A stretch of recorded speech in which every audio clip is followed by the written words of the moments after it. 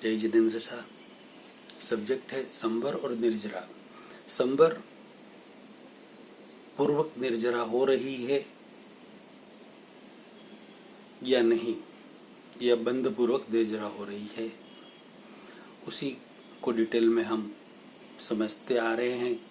बहुत सारे पार्ट में वीडियो बने हुए हैं, उसी पर आगे लेते हैं। तपस्या की बात लास्ट में चल रही थी, तो बाहरी तप से संवर पूर्वक निर्जरा नहीं हो सकती, ये बात हमने पीछे समझी थी। और तपस्या, एक प्रश्न और खड़ा होता है कि तपस्या हमें क्यों करवाई जा रही है, तो उसका उत्तर यही होगा लगभग आप सबका कि हमारे तीर्थंकरों ने काफी तपस्याएं की थी, लंबी लंबी तपस्याएं की थी, उसके कारण हमें करवाई जा रही है। लगभग सबका उत्तर यही होगा। अब मैं आप सबसे अर्ज कर रहा हूं, तपस्या के बारे में डिटेल में मैंने पीछे की वीडियो में बहुत कुछ बता दिया है, उसे आप ध्यान से सुने, समझे, डिटेल में अच्छी तरह से। शॉर्ट में बता देता हूं कि हमारे भगवान ऋषभ देव जी से लगाकर भगवान महावीर स्वामी तक किसी भी तीर्थंकरों ने बाहरी तप कभी भी नहीं किया।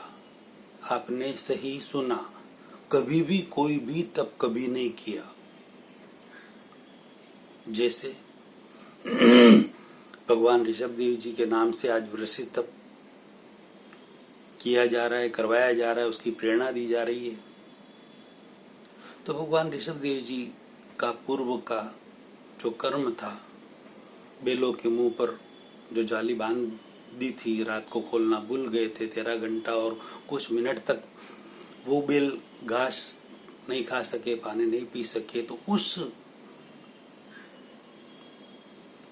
कर्म के उदय के प्रभाव से 13 घंटा और 13 कुछ मिनट के लिए, तो 13 घंटे का 13 महीना और कुछ दिन तक भगवान ऋषभ देव जी को भोजन नहीं मिला, उसका फल आया। भगवान ने तो तपस्या नहीं की, ये सब आप भी जानते हैं अच्छी तरह से। डेली उनको तो भोजन करना था, रोज रोज गोचरी पधारते थे, लेकिन उन्हें भोजन नहीं मिलता था, भोजन का अंतराय था। क्यों? कि पूर्व में ऐसे कर्म हो गए थे उनसे, तो उसका फल उनको भुगतना ही था। उस फल को वो भुगत रहे थे, यानी कि वो तो उनके उदय कर्म थे, इसलिए उन्हें भोजन नहीं मिला, गोचरी नहीं मिली।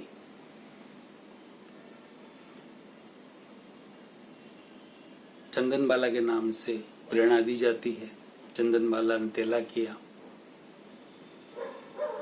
चंदन बाला का तेला करो, चंदन बाला का तेला करो, बार बार प्रेरणा पर प्रेरणा दी जाती है। अरे भाई, चंदन बाला ने तेला नहीं किया, उसे तो हाथों में हथकड़ी और पैरों में बेड़ी जबरदस्ती बांधकर उसको नीचे रूम में बंद कर दिया था। 3 दिन तक उसको जबरदस्ती भूखा रखा था, जबरदस्ती। तेला नहीं किया, उसका भी उदय कर्म था, इसलिए उसे भूखा रहना पड़ा। कहते भगवान महावीर स्वामी ने तपस्या की, बहुत लंबी लंबी तपस्या की, नहीं की।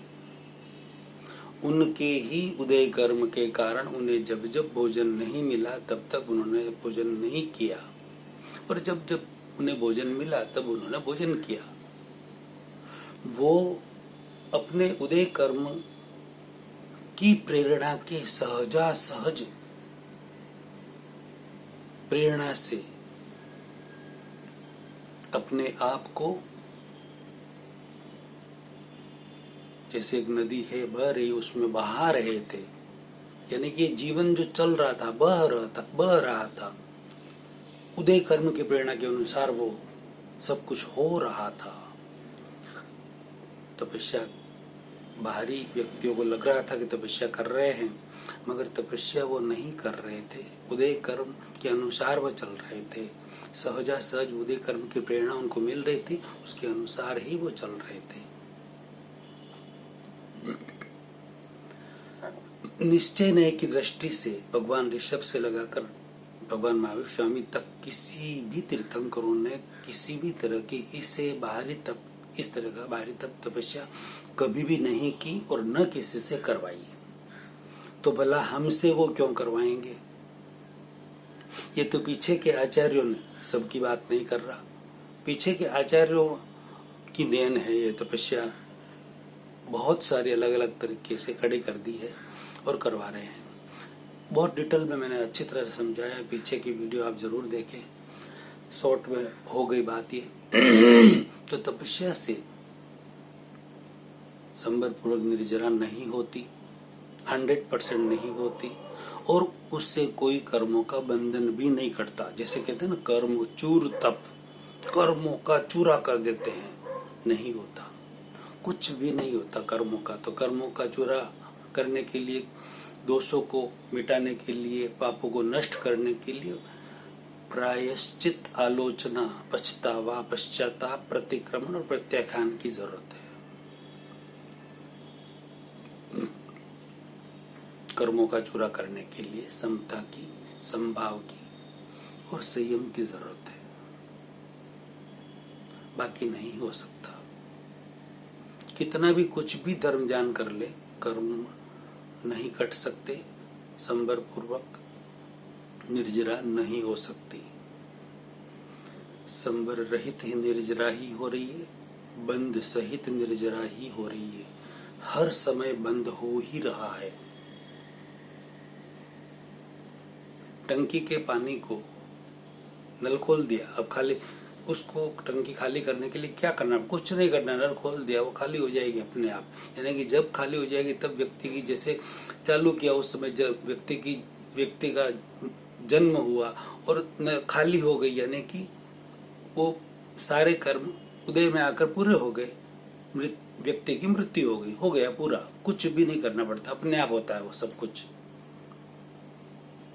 हाँ, उसमें सिर्फ इतनी ही बात है कि आत्मा के ऊपर जो लगे हुए आवरण है कषायों के, उसे मिटाने के लिए हमें पुरुषार्थ और पराक्रम करने की जरूरत है। वो संयम से, समता से, संभाव से हो सकता है, प्रतिक्रमण से हो सकता है,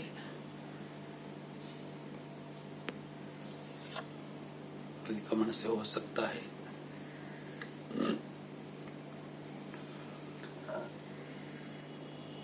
अब हम